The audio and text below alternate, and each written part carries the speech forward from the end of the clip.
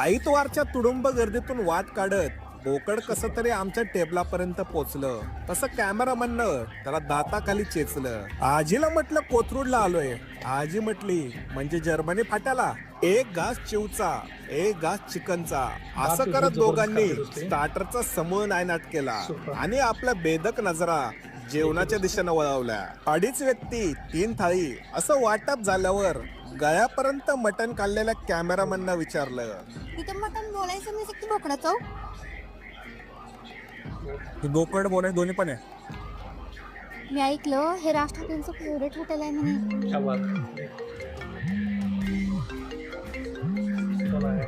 तुमच्याच बाजूला. Credit card वाल्यांच्या देतो बिल. मी तुला फोन करत होते, तुझा फोन कसा काय लागला?